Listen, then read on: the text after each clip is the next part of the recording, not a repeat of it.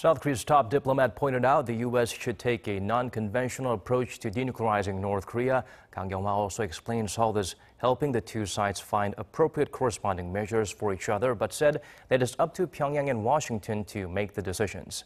Lee Ji-won shares with us the foreign minister's remarks. South Korea's Foreign Minister Kang Kyung-wha says the decades-old animosity between North Korea and the United States is why Pyongyang's denuclearization requires an approach different from the conventional declaration and inspection first. After 70 years of distrust with the U.S., denuclearizing North Korea is much harder than Ukraine, South Africa, or Kazakhstan, which quickly gave up their nukes and allowed inspections by the IAEA. This is why the North's denuclearization must be carried out together with trust-building measures, as stipulated in the Sentosa Joint Declaration.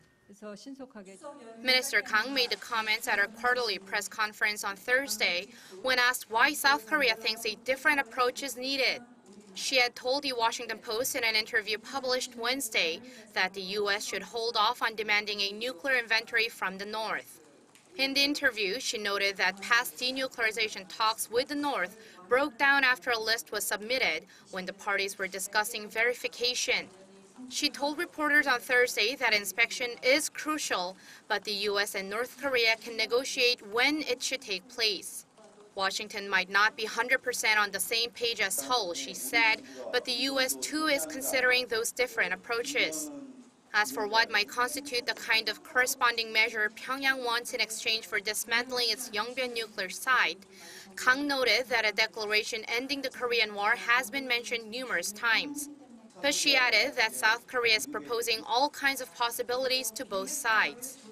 She did not, however, specify whether those options include reopening the Kaesong Industrial Complex or the Mount Kumgang Tourism Project, as a South Korean media report had suggested.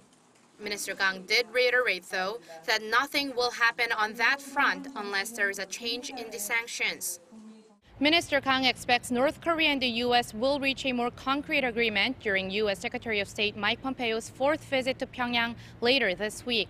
She also said it's a positive sign that the visit is happening soon after it was announced and that she will be able to get the details from Secretary Pompeo immediately afterwards. Lee Ji-won, Arirang News.